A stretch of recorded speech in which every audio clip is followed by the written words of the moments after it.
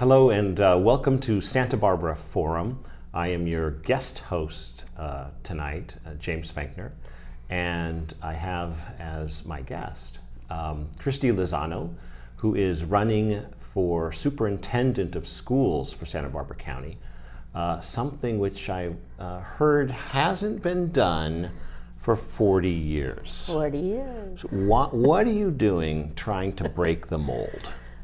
That's what, I guess, I don't know. That's what I'm here for, to break the mold. It needs to be broken. So that's the goal. Yeah. I mean, if there's never a challenge, then people just do what they want to do. And maybe sometimes systems stay the way they are. And so we have to break the mold because our system is not in a good state.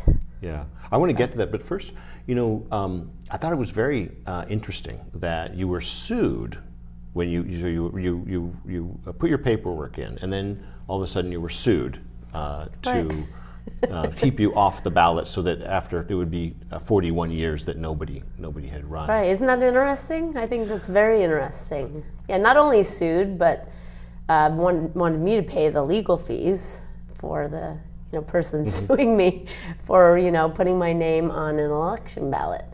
And I would say I wasn't sued. I'd say the people were, this was against the people because they haven't had a choice in 40 years, and for me to put my name on a ballot gives them a choice. Mm-hmm. And so somebody sued me to not give the people a choice. That's what I would argue happened. Mm-hmm. And fortunately, the judge saw it differently. Mm-hmm. And my name will be on the ballot. Yeah, that was a great victory for democracy. Yes, it was a great victory for democracy, because we need to give people choice. They may not choose, but you need to at least offer the opportunity, offer the choice. Otherwise, how are we different than any other totalitarian regime anywhere? Right? I mean, this is America. Last time I checked. Yes, it's.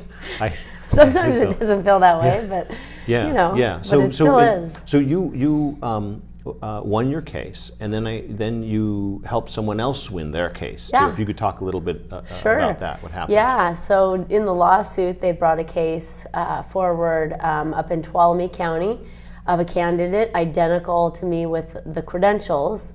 The difference was his county assessor did not accept his name on the ballot, where my county assessor did. My county assessor, Joe Holland, he believes in the democratic process, and so he accepted my credentials because my credentials were good.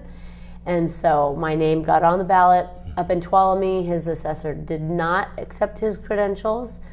And when we won the lawsuit, that individual contacted and hired my attorney and filed a lawsuit and got his name put on the ballot in his county. So democracy has 2 wins in the last 2 weeks. That's wonderful. And so they have, in this very exclusive club of county superintendents, there's 58 county superintendents in California. Mm-hmm. And in this very exclusive club, you kind of opened up the door here in Santa Barbara, mm-hmm. and then up north. Yeah. That's got to feel good. Yeah, it does feel good. That's got to feel really good, yeah. Giving people choice, Yeah. Yeah. And if they're not happy with schools, now they have a choice to do something with that. So mm-hmm. I think that's really important. And I guess I'll move back a little bit. Kind of, you put together a video a mm-hmm. couple months ago. Mm-hmm. Back in January. And this video went viral. Mm-hmm. Can you talk a little bit about what the video was about, why it went viral, Sure. and why you did it? Yeah, well, I'm a veteran, the United States Air Force, and we have something called a chain of command. And so if you have a problem, you go to your superior just above you, and you go up the chain of command. And so I have done my due diligence to speak to principals, school, district administration, school board members. I've appealed to school boards, on many different topics, but a lot of them come back to policy and how policy is, instituted in the school district. And policy really is set by the school board, And, one of my conversations was with the school board president about the policy and how it's treating people, whether they're listening or not. And so I've done my due diligence talking to school boards and school board members. And, when there's problems in a district and it's affecting kids in a negative way, it's harming kids, in my opinion. And I don't think it's just my opinion, because I don't think it would go viral if it was just my opinion. Then, I decided I'm going to talk to parents. And so parents need to know, and that's what I called the video. That was a section of the name of the video. Parents need to know what's happening in the school district. And so as a teacher, I see it. As parents, they're not informed, and I feel like that's really important to inform parents. And so I made the video to inform parents of what was happening in the schools. And it's happened over the course of the last 15 years to teachers. I've known it's wrong pretty much the whole time, but there hasn't been a place and a time to really say that. I mean, there have been places, and I have said stuff, but it's kind of reaching a critical level, and so parents need to know. Mm-hmm. So I put together a video. I walked them through. I think it's hard in this era in which we live to know what's true and what's not true. And so actions speak louder than words. And so I walked them through, what was on the portal of Santa Barbara Unified, which is still on the portal of Santa Barbara Unified. It has still not been disclosed to parents, even since January, what is on there. And I walked them through it, showed them, some of the links and documentation and people groups and subject matter, and it went viral. And Fox News picked it up, and many people have criticized me about Fox News. I'm like, if CNN picked it up, if MSNBC or whoever picked it up, if you're trying to expose something, you're going to go with whoever picked it up. Yeah, no, I've seen the video, and I think you did a great job. It was really, I thought it was very genuine. Thank you.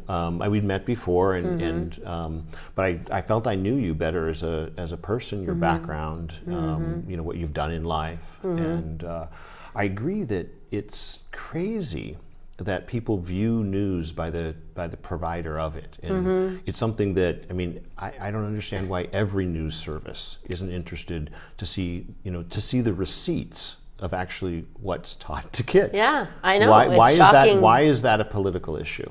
To me, it sounds crazy. Right, and I ask myself, so some of these organizations, they don't like kids. They don't like what's actually happening to kids. They don't want to talk to somebody who works on the front lines and sees what's happening. I actually don't understand that at all. I don't understand why there wouldn't be more people covering that information for parents, because it's causing a lot of division in families. It's causing kids to push against their parents and their rules and those sorts of things. And so it is actually very shocking to me that more people don't want to know that information.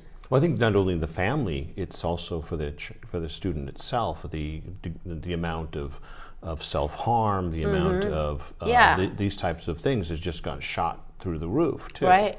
And it's kind of strange why we don't find more people speaking up about it. I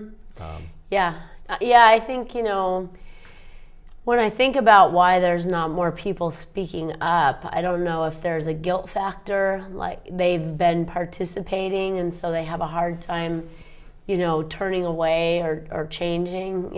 My philosophy is kind of at the point that you realize something's wrong or you're doing something wrong, you just turn an about face and you stop doing it.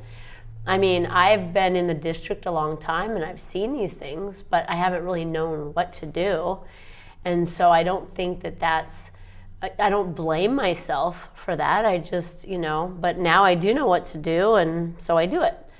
And so I think that's okay for people to say that if we're real and we're human and we have that recognition and that awareness. That's you have permission to do that.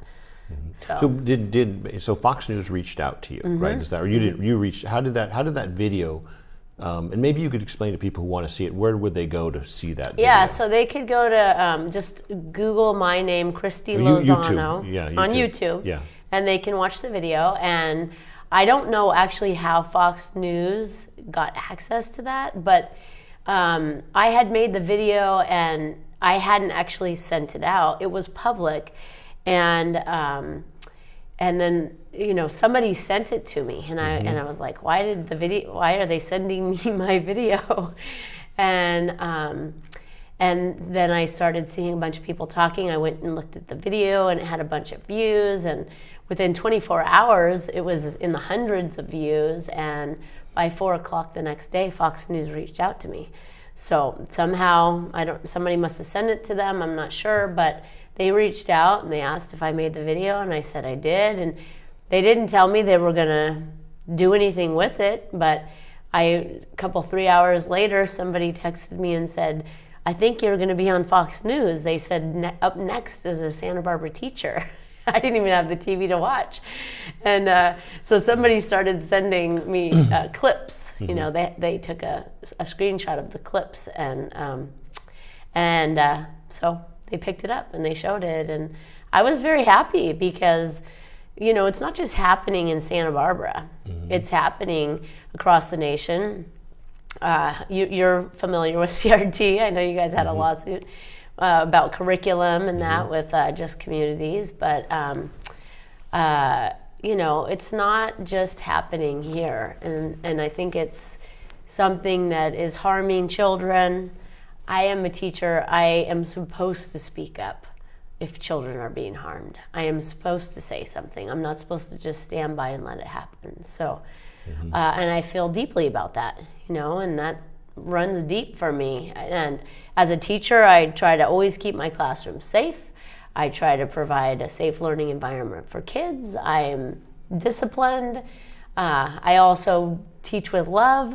Love and discipline, they go hand in hand. And so I can't stand by and say nothing. Well, you mentioned that we had a lawsuit.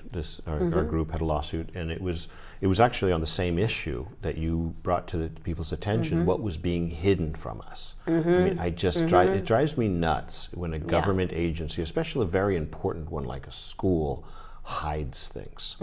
Now, I can tell you from my experience, we had a huge amount of blowback here in town for doing that, just asking to get this stuff out there. So I'm kind of interested in the blowback that you got for doing this. I suppose they didn't send kudos from the administration. No. No, I mean, it's really the opposite response. I didn't have any direct blowback, but the district doesn't, well, sometimes there's direct blowback for things. But with this, there wasn't any direct blowback. With my candidacy running for superintendent, there has been some direct blowback, which is interesting to me because it's like I have to ask myself, what are they hiding? Why would they file a lawsuit against a teacher who is running for a position, which, any U.S. citizen that has 5 years of teaching and a teaching credential, an administrative credential, and there's certain requirements. Why would a lawsuit be filed for somebody running for that? That tells me something. It's like, Mr. Wizard behind the curtain. What's Mr. Wizard doing behind the curtain? Yeah. So. Has anyone given you data or information as to who's behind it? There's a woman called Molly Culver who I don't believe has kids and is involved in the pot lobby. Right, which is not the traditional person interested in kids. Right. Maybe they're interested in kids, but for different reasons. Right. She was also investigated by the FBI for tampering with certain things. So, a little bit of a checkered past, I think. Well, Nick Welsh spelled it out a little bit, I think, in his article. He mentioned Jack O'Connell, which, Jack O'Connell is our previous superintendent of public instruction for the state of California. Which, just to be clear, that's the very top. That's the very top. That's the very top position in the state of California. He has some associations with Santa Barbara. It was a Sacramento law firm that filed the lawsuit against me, so straight out of Sacramento. So there have been some connections made as to, who's behind the curtain. But yeah, I thought I read that as well, but I think maybe Nick was in some interview on this, and I thought it was interesting, and I just wish they would dig a little more. Right. Right? I mean, it's kind because of exciting. You're basically taking somebody off a ballot. Yeah. You're literally changing an election. I think that's important. But for some reason, they haven't started digging on that issue. And I hope someday they do. Yeah. Well, to not dig also tells us something. It makes me scratch my head and ask a lot of questions. Yeah. So tell me, so you made the video.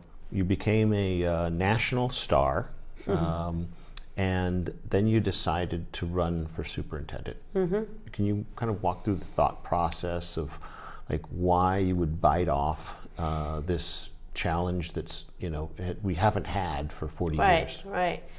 Well, I had several phone calls discouraging me from running.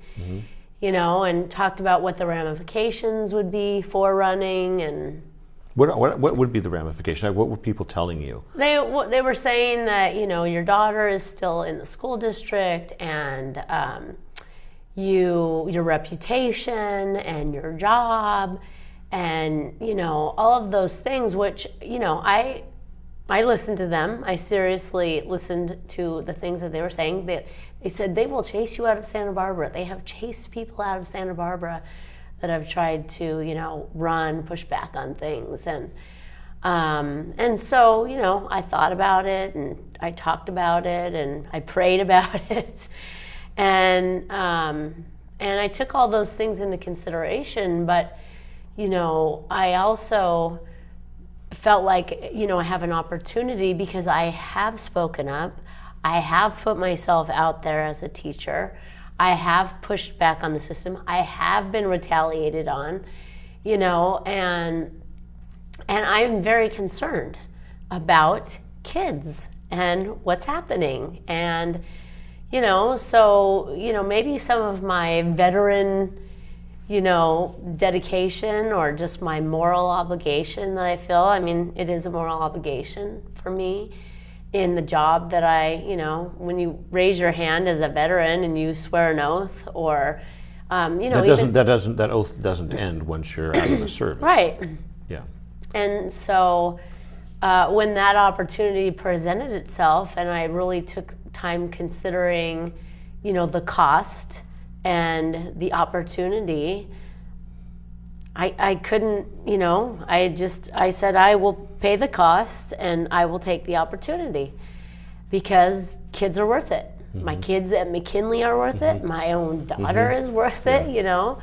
And they might chase me out of town. I might lose my job, But I don't know.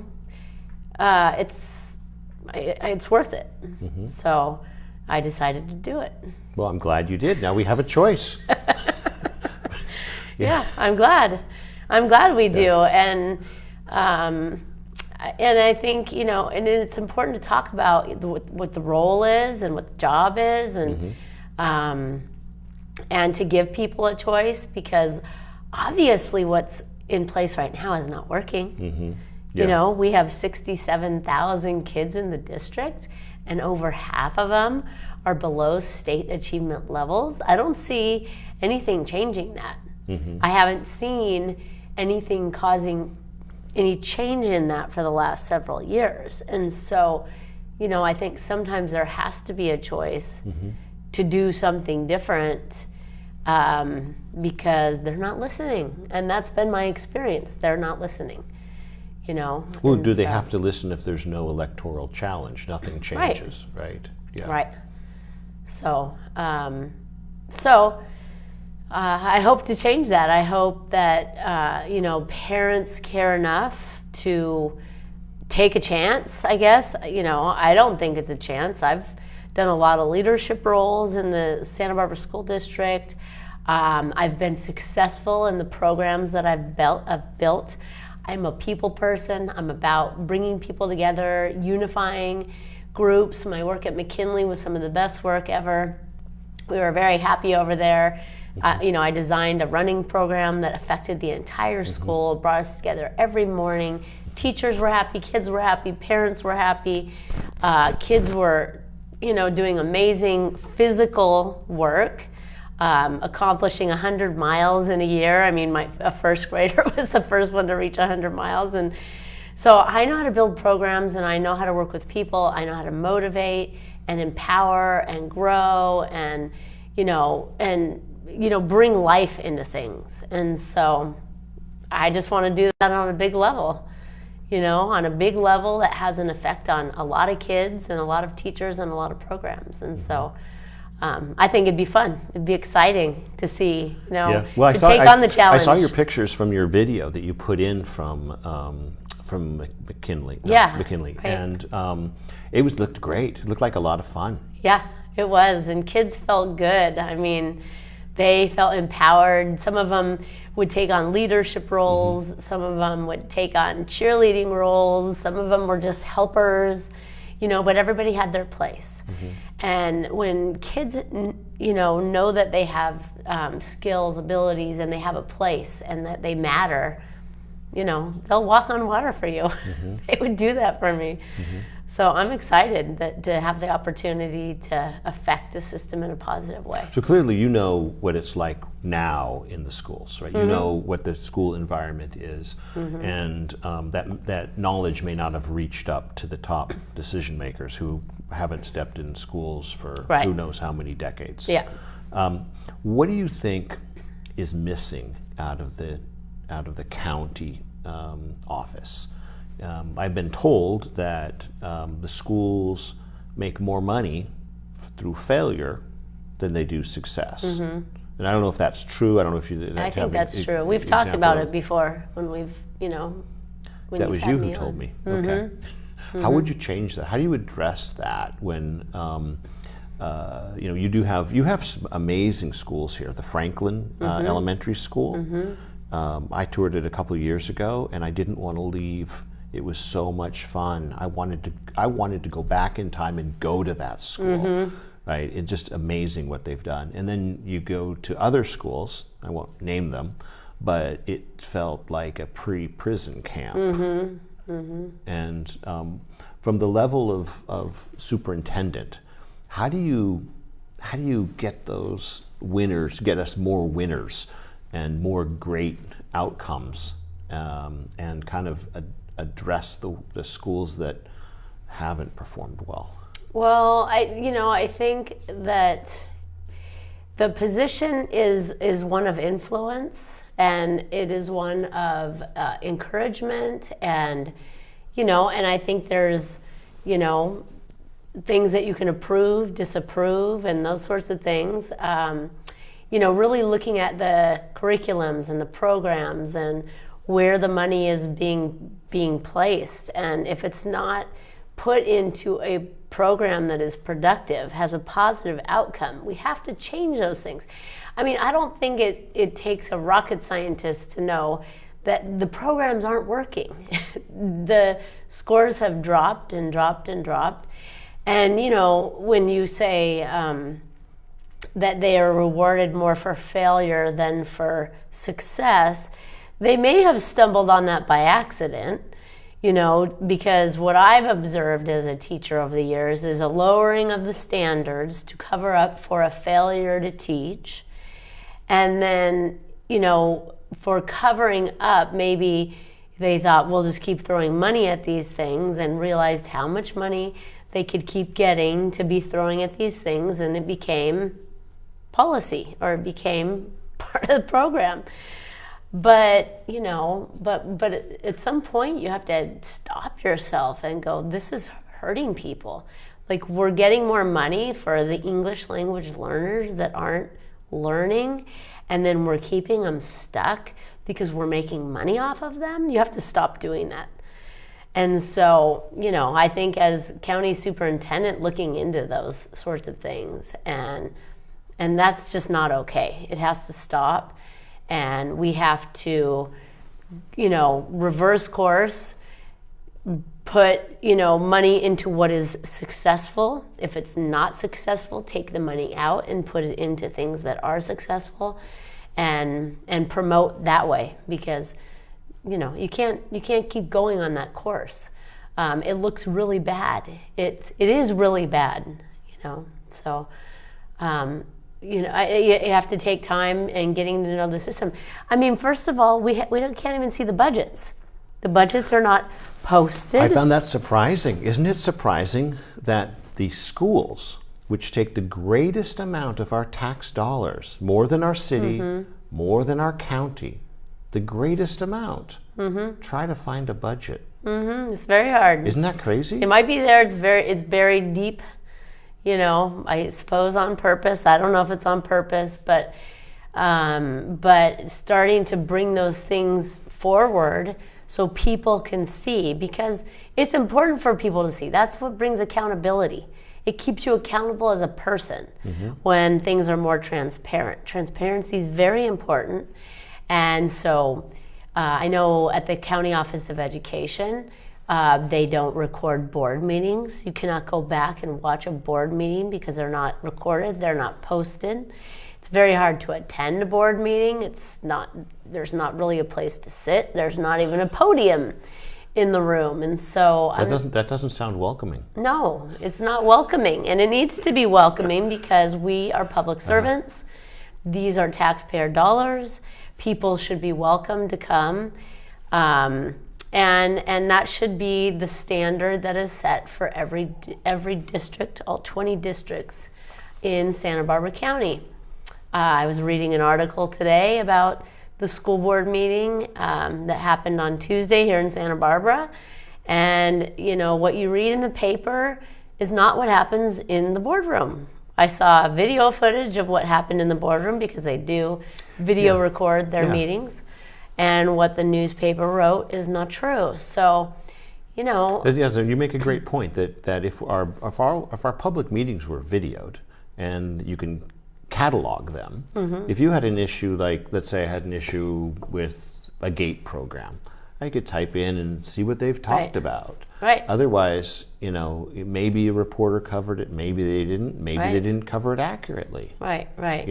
And that used to be the case. Santa Barbara Unified, you used to be able to look up what you wanted to see.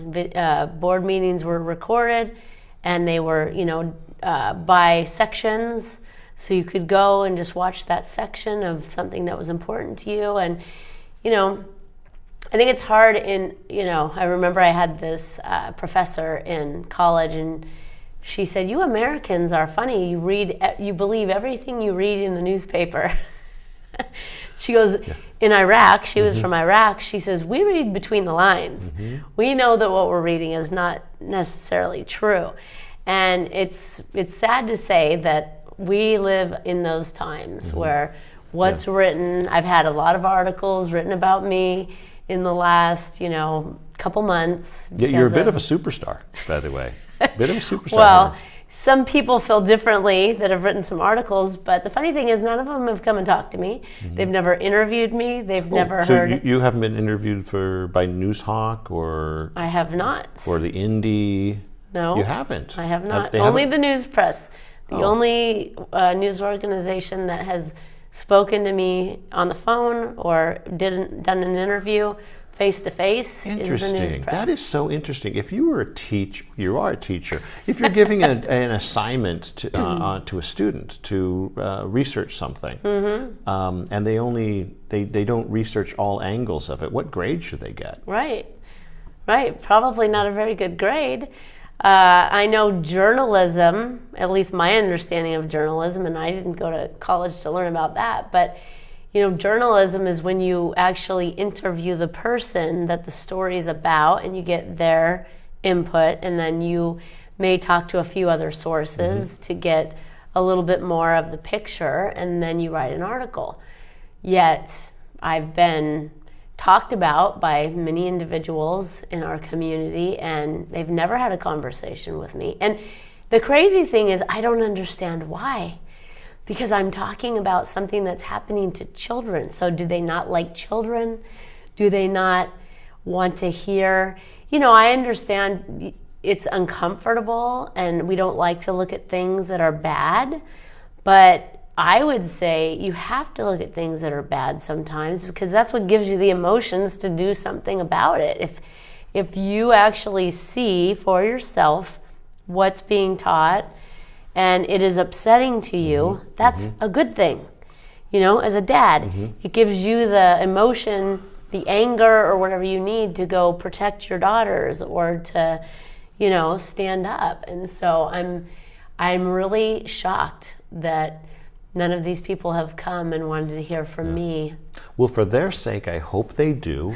I've enjoyed speaking with you. Thank you. I think you have a lot to say, a lot of insights. Thank you. And it would be nice to have full coverage.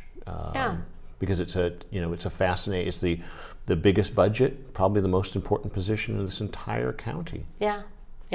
Well, and when they don't, I have to really, besides being shocked, ask myself why. Do they have a vested interest in something else?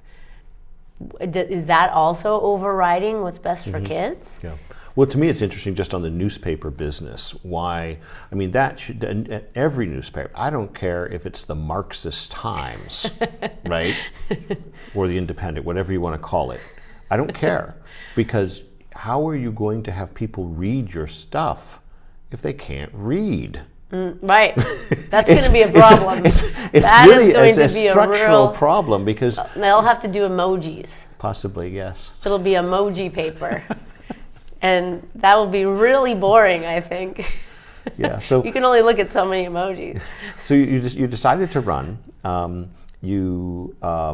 They tried to kick you off the ballot. You won. Then you helped somebody else get on the ballot. What is your campaign like? What is that like to run for office here in Santa Barbara? It's very interesting, actually. You get articles written about you and they call you different names. I've been called an anti-vaxxer. Can we talk about that? Sure. Are you an anti-vaxxer? I am not an anti-vaxxer. You are not an anti-vaxxer. Right. Okay, did I hear that right? You did. You heard. I'm not an anti-vaxxer. My daughter has all of her vaccines. And I believe that if you want to get the vaccine, get the vaccine. And if you don't want to get the vaccine, that's okay too. I think there's a lot of people that feel that way. And again, you're back to this crazy concept of choice. Right, like America and choice, and that's what our principles, as long as I've been here, 47 years, we've had that as an option, that we have a choice. And so I'm fully supportive of people having a choice. And so I'm not an anti-vaxxer. An anti-vaxxer, I know anti-vaxxers, they don't want any vaccines, and that's okay too. I mean, that's their life, and they live their life, and I live my life, and I think everybody gets the opportunity to decide. So, okay. Yeah. So yes, I've been called an anti-vaxxer. I'm trying to think what else. Well, from Fox News, aren't you a right-wing radical? Because the only people they will ever put on are, right? Isn't that kind of the, yes. Right, that's what they would say. And I found it actually kind of humorous, because you were also a union rep. Is that correct? Yeah, for a lot of years I was a union rep. For teachers union rep. Right. And that would be the first time I've ever heard of a far right-wing radical union rep. Right. And so it's interesting that, again, it's the people that have never spoken to me saying things, and I don't know who told them what. I don't know where they got their information, but I'm not a right-wing radical. I'm not an anti-vaxxer, and to not be given the opportunity to say that, I don't really understand why. Yeah. Well, part of your campaign, because I've seen your website, and I don't know if you want to give that out, but I think you're welcome to do that on public access television. Yes, www.christylozano.com. And you're Christy with a C. C-H. R-I-S-T-Y. L-O-Z-A-N-O. Okay. And it says taking politics out of the classroom. Yeah. Why do you believe that's important? Well, I think that, why I think that's important. Partisanship is narrow-minded. It's a closed-minded thinking. And so when we're teaching kids, we're supposed to have open-minded thinking, open to ideas, open to the different options, helping kids develop their own opinions, their own thoughts, obviously guided by their parents' cultural and moral beliefs. I would never want to take that away from a family. Whatever their culture and moral beliefs are, they're entitled to have those. Again, that's the American way. Are you talking choice again? Yes. Okay. And so for me to try to interrupt a family's beliefs is wrong.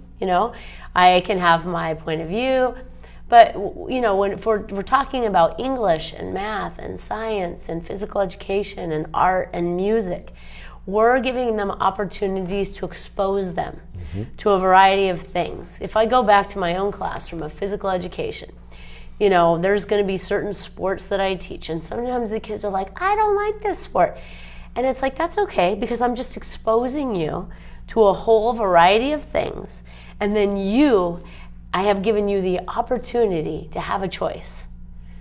And it's an opportunity for them. And if I only taught soccer all of the time, that's all they would ever think, soccer, soccer, soccer.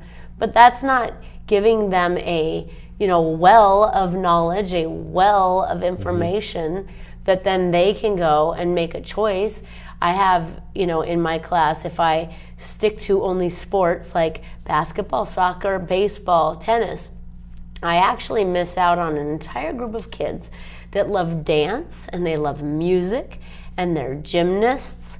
And so it's important to have a variety of things. And so when I say politics out of the classroom, it's, there's an emphasis on certain things right now that is robbing children of having, right now, just basic skills of literacy, math, and, the things that they need to go to college and to have a future.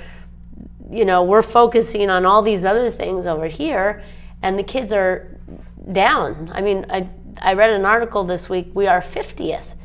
We are in 50th place in the United States. But I heard that's going to be solved. We're going to solve that by bringing Puerto Rico and D.C. into the Union so that there will be 52 states. Well, that would, okay, so we're going to lower the standards. Okay, well, that's what we've been doing for as long as I've been in the district. So I guess that's a strategy, but that's not the strategy that I would use. So you talk about the sunshine of transparency, right? What does our county look like 4 years after you're superintendent? How does it look different in terms of what would be your goals as superintendent? Well, it takes time. I remember when I was the head soccer coach at San Marcos, they'd say it takes 4 years to build a program. There would probably be a lot of looking at what is being done, what's working, what's not working. We know Franklin Elementary School is working. We could get more Franklins. Right. They're over the 50% mark, and so I think that's a good starting place. Find out what Casey Kilgore is doing over there and her methods. And I know a little bit about her methods. And the biggest thing I see is her support of teachers.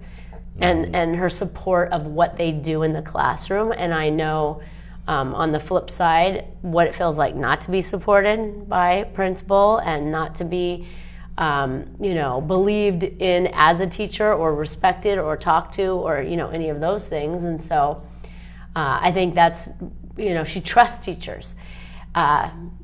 Teachers are experts in what they teach. They have degrees in their subject matter. Many of them have been doing it for a long time. They know what works. They know what doesn't work. And so I think working at the county, there's a lot of very, expert people.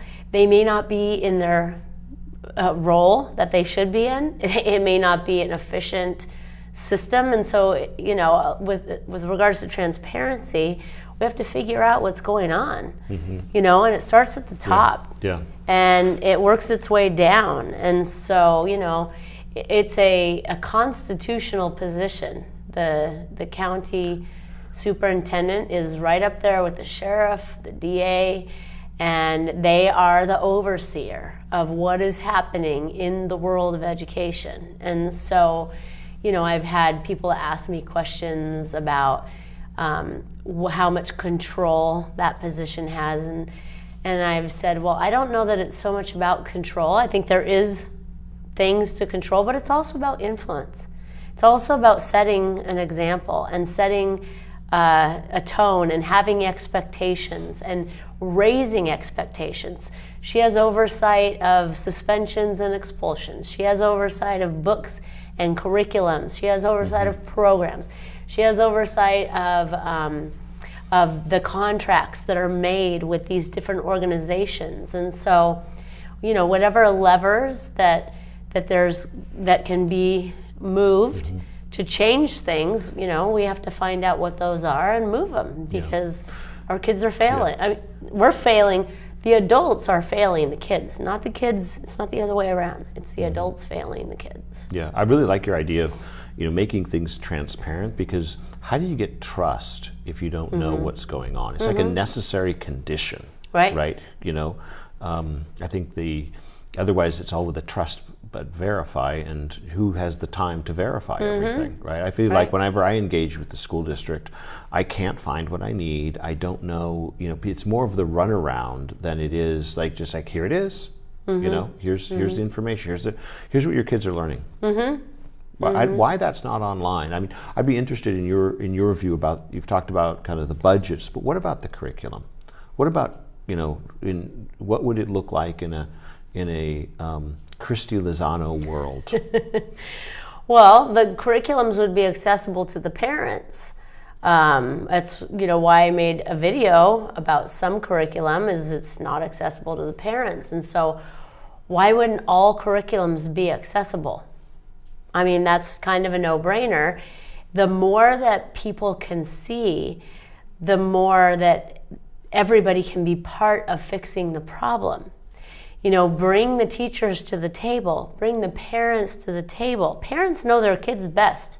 If you want to know how to teach their kids, you talk to the parents and you work with them, and you have interactive conversations. I don't see any interactive conversations happening, and I also don't see the superintendent addressing that. And I believe it's her job to address it. If people are unhappy, what is she doing? I think it's more what she's not doing than what she is doing that is the problem. There's probably things she's doing that maybe aren't good, but it's more of what's not happening to address the problems, to bring, it's called a unified school district. It doesn't feel unified at all. I see a lot of fighting going on between people, and I don't hear her voice addressing any of these issues. I'm not. Maybe from her ivory tower she can't hear them. Well, I mean, that might be true. Or if she does, it doesn't matter, because the position's never been challenged. Yeah, I mean, that could be, but I'm a communicator. I think communication is one of the number one skills that somebody in her position needs to have, and any leadership position, really. Communication, good communication skills, and a willingness to talk, a willingness to look at the problems, a willingness to address them, a willingness to, say them out loud, what they are, and hey, what can we do to fix them? And I don't see any of those conversations happening. So if I'm elected, I plan to have those types of conversations and, do whatever I can to change whatever I can to bring improvement. Yeah. One of the things I was really surprised to learn is I've dug into this superintendent role a little bit. And I found out that 10%, the lowest performing 10% of the schools have oversight from the district. So if there's a school within Santa Barbara Unified that's the 10% lowest in the county, the district has the right to get involved with that. The county office of education? The county office of education, yes. And what was interesting about that is that the county already has a school that's under them. And I think we talked about this, that they have about 100 students, and mostly special needs or juvenile, and that their rates of proficiency in California, by California's level, in English is 0. Wow. And math is 0.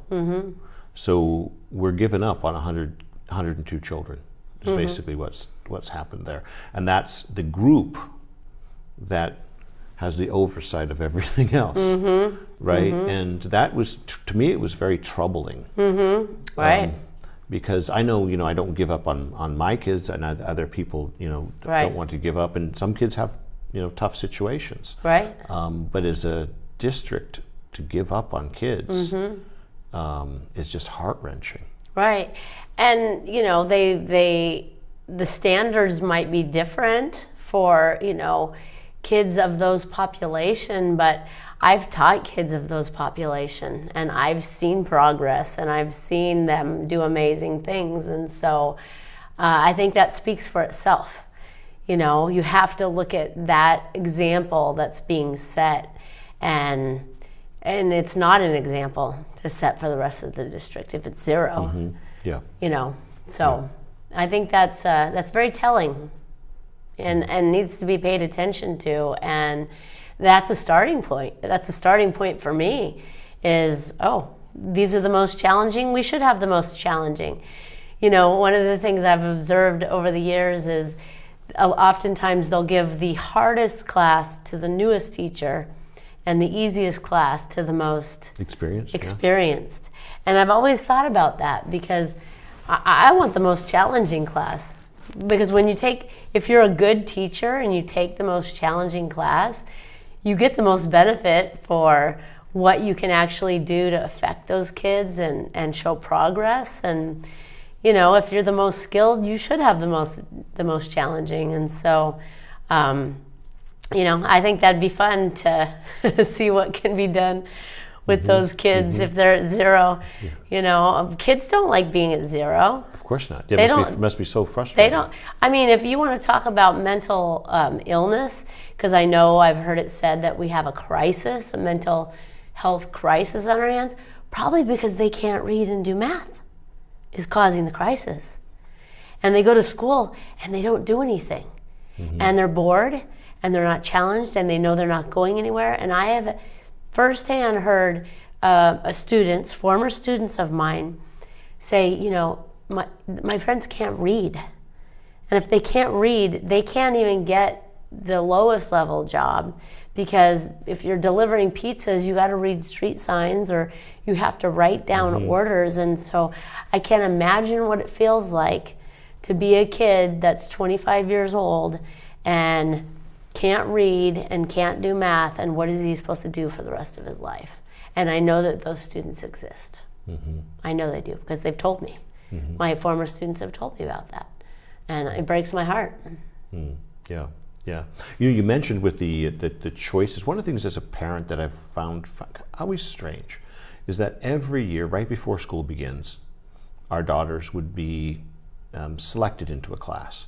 And then we would kind of ask the other parents, is this a good teacher or not? And we've been very lucky with this, because from our experience, and I'd be interested, but most of the teachers we've had, it's only the rare exceptions, that are just shouldn't be there. Most of them are amazing, right? Yeah. But I wonder why it is that we can't just sign up. And why we can't just sign up. And so, we could sign up with Christy Lozano when she had, she was in a school that we were in. I'm just kind of interested in that. Why, is that just a tradition that's always been in the school district?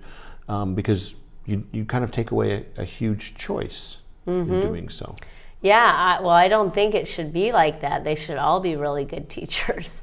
Well, there's definitely different personalities and different teaching styles from those personalities. And, I can imagine if you had a child that had a certain set of needs, and you knew that a teacher knew how to address those needs in a special way, then there would be a reason to have that conversation. But I think what you're sort of getting to, which nobody would ever say, is they allow bad teachers to remain. When's the last time you heard of a teacher being fired? I don't think that happens. So if there's no oversight for the type of teachers that are, I'm part of the county office of education, the superintendent's job is to make sure that teachers are placed appropriately, that credentials match what people are teaching. She has oversight of that. That's at the county level. That's at the county level. Obviously, Really? it's the superintendents of the district that are supposed to make sure that that's happening, but she has oversight of those things to make sure that people are properly placed. And being a teacher myself, I know there's misplacements. I know they do lots of different things to cover here and cover there, and especially when there's not enough to go around, they'll do all kinds of things. They'll have janitors sitting in a classroom or whatever. But this is a very valuable. Taking care of kids in schools is very important, and so we have to take the time to make sure everything is in proper order, so that kids are getting their best. Teachers are getting what they need to serve the kids, and principals are taking care of the teachers, and it's really the flow is really the serving happens at the top. It should happen at the top, down to the teachers and the students. It should be serving in that direction. That's not been my experience. It's been more of they make the decisions at the top and they never come and find out how it affects the kids and the teachers and the schools and the parents. They don't come and they don't find out how their policies are affecting us, which is why I originally went to try to talk to the school board and school board members and administration, and to try to have those conversations. You went through all the channels to try. I went through all the channels, to try to have a conversation. And they didn't want to unlock the data and share with. Well, some of them were, they met with me. It didn't have an effect on, I guess it was patronizing. Yeah. So you really believe that the change has to happen on top. This is really a top policy view towards how teachers will be treated, how outcomes will be addressed, yes. how money will be spent, how transparency will come into the district or stay out of the district. Is that kind of the... Yeah. And people will say, I'm sure, she's crazy to go from teacher and try and run for this position. I see it as courageous. I am risking my reputation. I am risking my job. I am risking my livelihood. And my daughter is still in school here in Santa Barbara. I have had people to try to talk me out of doing it.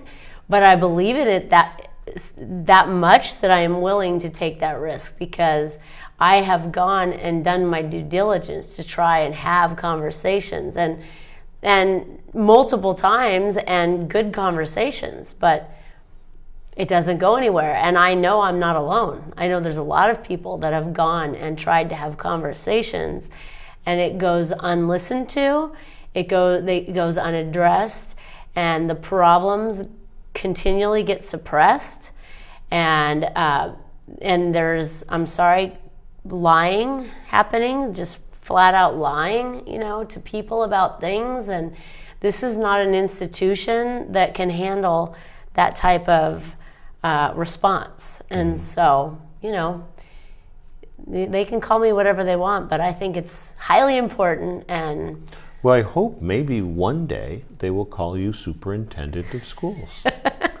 I do too. That would be awesome. We'd have a lot of fun. We'd have a lot of fun reorganizing and it would be nice to have some, it would be nice to have some hope. It would really be nice to have some hope, because as I've been involved, again, it's just as a dad, I got involved 4 years ago, and and every year, and it's not just the pandemic, but every year the outcomes are worse. they've kind of redefined violence in the schools. But I know from what's going on with my daughters, you know, they Right. tell me what's going on, Right. and it's not a safe place. I heard sometimes it's not a safe place for teachers. Right. And what I observe every time I see an article in the newspaper or hear comments at the board meeting, it's everybody else's fault. It's the pandemic. It's this, it's that. And, you know, I never hear them saying, hey, you know, they'll say, well, we need to do better. You know, it's very general. It's not specific. It's we need to do better. Oh, we need to listen. You know, and they say we need to, but they don't. So here's the words, and there's no actions.